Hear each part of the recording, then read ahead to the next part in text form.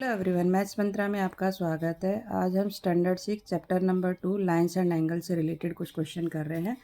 Lines and angle से related worksheet 1 हमने complete कर ली है। वर्कशीट 2 है आज angles type measurement and comparison. Angles के टाइप्स बताने हैं, किस टाइप के एंगल्स हैं। मेजरमेंट मीन्स डिग्री बताना है, कितने डिग्री का बन रहा है। और कंपैरिजन बताना है, कंपैरिजन करना है टू एंगल्स के बीच में। फिलिंग द ब्लैंक्स है first question. An angle is made up to dash starting from a common point. Common point से जो स्टार्ट होती है उसको क्या बोलते हैं? टू जो कॉमन पॉइंट्स है, जैसे फॉर एग्जांपल ये देखिए, यहाँ पर ये देखिए एक इनिशियल पॉइंट है, ये इससे टू रेज जा रही है। क्या जा रही है? Two rays. तो ये क्या बन गया? रेज। क्या बन गया यहाँ पर? Two rays, common initial point. क्या लिखेंगे इसका आंसर? Rays. Two rays starting from a initial point. An angle क्या बना इसके बीच में? एंगल। एंगल कब बनता है? जब टू रेज एक इनिशियल पॉइंट से जा रही है, तो ये इनके बीच में क्या बन रहा है? एंगल। क्लियर हुआ? ये रे है, वन रे एंड ये टू रे, और इनिशियल पॉइंट हमारा ये है। तो इनके बीच में जो एंगल बन रहा है उसको हम एंगल बोलते हैं। ठीक है। नेक्स्ट है two rays forming the angle are called. जो दो रेज है उसको क्या बोलते हैं हम? आर्म्स। क्या बोलते हैं? Arms. ARMS। The common starting point of the angle is called the vertex. क्या कहलाता है ये? वर्टेक्स। एंगल ये जिसको हम जो बोल रहे हैं, ये इनिशियल पॉइंट, इसको हम क्या बोलते हैं? वर्टेक्स। क्या बोलते हैं? वर्टेक्स।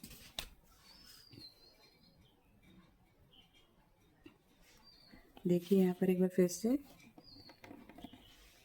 ये हमारे पास है, देखिए एक इनिशियल पॉइंट है, यहाँ से हमने एक रे और एक रे ये, तो ये जो है ये इसको आर्म्स बोलते हैं। क्या बोलते हैं? आर्म्स। ये जो रे है इनको आर्म्स भी बोलते हैं, और ये जो इनिशियल पॉइंट है इसको वर्टेक्स बोलते हैं, और इनके बीच में जो बन रहा है इसको एंगल बोलते हैं। क्या बोलते हैं इसको? एंगल। और इनको क्या बोलते हैं? आर्म्स। और ये हमारा वर्टेक्स। ठीक है। नेक्स्ट है degree measure of angle can be measured using ए। अब अगर हमें एंगल को मेजर करना है तो हम क्या यूज़ करते हैं? प्रोटेक्टर। प्रोटेक्टर किस पहले लिख दो? TRACTOR। प्रोटेक्टर आपका जो डी होता है ना, ज्योमेट्री बॉक्स में डी जैसा आपने देखा होगा, वो उसको हम प्रोटेक्टर बोलते हैं। Degree measure of an angle, angle किससे मेजरमेंट किया जाता है? प्रोटेक्टर।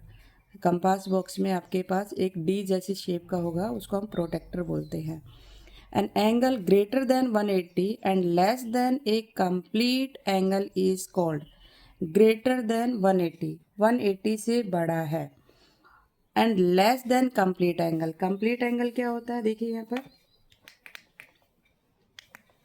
कंप्लीट एंगल होता है आपका, ये हो गया 180 डिग्री, एक स्ट्रेट लाइन 180 डिग्री की होती है। तो ये कह रहा है कि कंप्लीट एंगल से लेस, तो जब ये नीचे की तरफ बनेगा तो इसको बोलते हैं हम रिफ्लेक्स एंगल। क्या बोलते हैं? Reflex angle. रिफ्लेक्स एंगल, इसको हम बोलते हैं रिफ्लेक्स एंगल। ठीक है। कंप्लीट एंगल से थोड़ा सा कम है तो उसको बोलते हैं reflex angle. An angle greater than 180 and less than complete angle. Complete angle होता है 360 डिग्री, तो उससे लेस, तो क्या बनेगा आपका? Reflex angle. Reflex angle. ठीक है। नेक्स्ट है वन फुल रोटेशन। पूरा एक कंप्लीट रोटेशन क्या कहलाता है? Is equivalent to, complete rotation क्या कहलाएगा? 360 डिग्री। अभी मैंने आपको यहाँ बताया ये रिफ्लेक्स एंगल है। अगर हम इसको कंप्लीट कर दे, ये पूरा एक कंप्लीट एंगल बनेगा, तो ये हमारा क्या बनेगा? 360 डिग्री। ठीक है। Full rotation 360 degree. The line that bisect A given angle is called the. जो एंगल गिवन है उसको बाइसेक्ट करे तो उसको क्या बोलते हैं? Angle bisector. क्या बोलते हैं? Angle bisector. यहाँ पे लिख देती हूँ, यहाँ पे स्पेस कम है। एंगल को बाइसेक्ट किया मीन्स बराबर इक्वल पार्ट्स में इसको डिवाइड कर दिया। Bisector, angle bisector, two parts में, बाई मतलब टू सेक्टर में उसको डिवाइड कर दिया। Two lines that meet at right angle, अगर दो लाइन्स राइट एंगल पर मीट कर रही है उसको क्या बोलते हैं? जैसे कि एक लाइन ये है आपके और एक लाइन ये है, तो ये जो एंगल बन रहा है ये राइट एंगल बन रहा है। राइट एंगल को हम बोलते हैं परपेंडिकुलर। क्या बोलते हैं? परपेंडिकुलर। या फिर एल शेप जो बनता है उसको हम क्या बोलते हैं? परपेंडिकुलर। तो मैं इसका आंसर नीचे लिख देती हूँ। पर किस वाली लिखो? पेन की लिखो। D cooler, CULAR, perpendicular. Clear हुआ? नेक्स्ट है क्वेश्चन नंबर 2। क्वेश्चन नंबर 2 में है complete the following table by naming the angles in the given figure. आपके सामने एक फिगर गिवन है, उनके नेम देने हैं। एंगल 1 जो है उसको हम कैसे लिख सकते हैं? CB, जिस पर एंगल बनता है वो हमेशा मिडल में रहता है, CBD। तो यहाँ पे लिखा हुआ है। या फिर इस तरीके से भी लिख सकते थे इसको, DBC। इसको इस तरीके से भी लिखा जा सकता है, DBC। ठीक है, 2 वे से लिख सकते हैं। अब आपको एंगल 2 बताना है, ये वाला एंगल। ये किसके बीच, किन 2 रेज के बीच में बन रहा है? EB और BD। जहाँ जहाँ मैं पेन कर रही हूँ ट्रेस, वहाँ पर आपकी नज़रें होनी चाहिए। EB और BD, तो क्या बन गया? EBD। या ये लिख सकते हैं या फिर DBE, इन दोनों में से कोई भी लिख सकते हैं। डी, क्या लिखेंगे हम? एंगल 2 किस पर बन रहा है? DBE, angle DBE। या फिर क्या लिख सकते हैं? एंगल EBD, EBD, दोनों सेम है। और लिख दीजिए, और या तो इस तरीके से लिखेंगे या इस तरीके से। ठीक है, इसमें भी और लिख दीजिए, और मतलब या। नेक्स्ट है एंगल 1 और 2। एंगल ये 1 है, ये 2 है, इन दोनों को प्लस करके बताना है। तो हमारे पास एंगल 1 ये है, एंगल 2 ये है, इन दोनों को प्लस करके लिख सकते हैं। तो ये क्या बनेगा? EBC। देखिए, EBC, ये पूरे एंगल की बात हो रही है, यहाँ से यहाँ तक। एंगल 1 + 2 मीन्स ये पूरा कंप्लीट एंगल। तो या फिर ऐसे लिख सकते हो, CBE, एंगल EBC और CBE बोथ आर सेम। आप चाहे ये लिखिए या ये लिखिए, दोनों में से कोई भी लिख सकते हैं, सेम है दोनों का मतलब। जो एंगल बनता है वो B पर बन रहा है, तो B हमारा मिडल में है। और रेज क्या है? BE एक रेज है और BC एक रेज है। तो ये आ गया EBC या CBE। क्लियर? नेक्स्ट है एंगल 2 और 3। ये 2 है और ये 3 है, मीन्स ये इनके बीच में पूछ रहा है, यहाँ से यहाँ तक का बताना आपको। तो आपकी एक रे क्या होगी? AB और BD, ABBD। ठीक है, यहाँ तक। आपको ई वाले रेज को मत, ये वाली लाइन को नहीं देखना है। ये मेरा देखो एंगल यहाँ से यहाँ तक बन रहा है, तो इनके बीच में 2 रे कौन सी है? एक ये वाली और एक ये वाली। तो ABBD। तो क्या लिखेंगे इसको? ABD, ABD। और क्या लिख सकते हैं इसको? DBA, DBA। ठीक है, क्लियर हुआ? नेक्स्ट है 1 + 2 + 3। अब तीनों एंगल्स का सम, मतलब ये यहाँ से यहाँ तक, ये पूरा कंप्लीट एंगल लेना है। तो आपके पास एक रे तो AB और BC, इनके बीच में, तो ABC लिख सकते हैं, ABC। और क्या लिख सकते हैं? CBA, CBA। होपफुली क्लियर हो रहा होगा। नेक्स्ट है 6th में देखेंगे। 6th है हमारे पास CBA। CBA बीच में किसका साइन है? इक्विलेंट का या इक्वल नहीं, माइनस किया है एंगल A।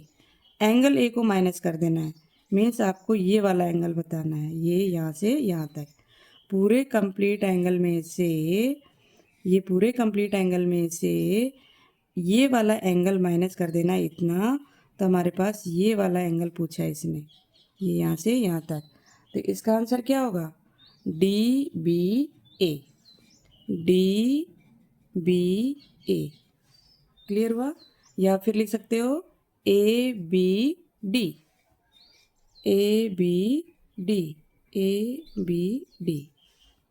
ठीक है, आपको क्या करना है, तीनों एंगल्स का जो सम है उसमें से वन एंगल को माइनस कर देना है, तो हमारे पास ये टू एंगल्स 2 और 3 का सम लिख देना है।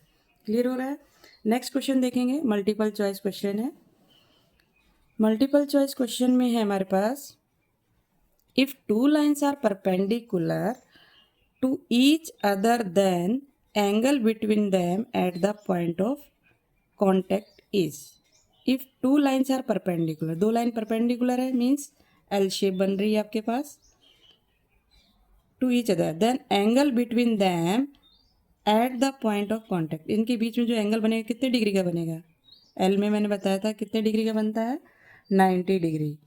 तो option number B, 90 degree. Clear? Next है, one of the acute angle of a right angle is 75। Acute angle means less than 90, 90 से जितने भी छोटे नंबर्स होते हैं वो एक्यूट एंगल में आते हैं। One of the acute angle of a right angle is 75 degree, find the other acute angle. अब ये क्या कह रहा है कि राइट एंगल बन रहा है, मीन्स उनका सम 90 बन रहा है, तो 75 में हम क्या प्लस कर दे, 25, तो हमारे पास क्या आ जाएगा, 90, या 90 में से 75 को माइनस कर दे तो भी हमारे पास क्या आएगा, नहीं हमें 15 प्लस करेंगे तब 90 बनेगा, 25 करेंगे तो 100 बन जाएगा। हमें 90 में से, क्योंकि राइट एंगल इज 75 बोल रहा है, राइट एंगल 90 डिग्री है, तो 90 degree one acute angle of a right angle is 75 degree, तो 90 में से 75 को माइनस करेंगे तो हमारे पास कितना आ जाएगा, 15 डिग्री, क्योंकि इन दोनों का सम 90 डिग्री होना चाहिए, क्योंकि राइट एंगल बोल रहा है क्वेश्चन में। नेक्स्ट है, ऑप्शन नंबर 20 का था। नेक्स्ट है, if the sum of two angle is greater than 180, मतलब ग्रेटर देन मीन्स 180 से बड़े हैं, then which of the following is not possible for two angles. क्या पॉसिबल नहीं हो सकता? One obtuse angle, obtuse angle means greater than 90 degree और less than 90 degree acute angle. तो ये 90 एंड एक्यूट, फॉर एग्जाम्पल मैंने लिया एक 91 डिग्री, ठीक है, ऑब्ट्यूस एंगल मीन्स 90 से बड़ा, एक्यूट मीन्स 90 से छोटा, तो मैंने ले लिया 89, ठीक है। तो इनका जो सम आ रहा है वो कितना आ रहा है, 180 डिग्री। हमें चाहिए ग्रेटर देन मीन्स उससे बड़ा चाहिए, तो इसका मतलब ये सही नहीं है। वन रिफ्लेक्स एंगल मीन्स 180 से बड़ा, मान लो 182 ले लिया मैंने, और वन एक्यूट एंगल ले लिया 75, कोई भी ले सकते हो आप अपनी चॉइस से, हम ये सिर्फ एग्जाम्पल लेके सोल्व कर रहे हैं। 15 1 कैरी 2, 257, तो ये कैसा हुआ, ग्रेटर देन हो गया। नेक्स्ट है two obtuse angle. Two obtuse angle का मतलब 91 और 91, इनको अगर हम प्लस कर दे, 92 भी ले सकते हो और भी बड़ा नंबर ले सकते हो, 179 भी ले सकते हो, तो 182।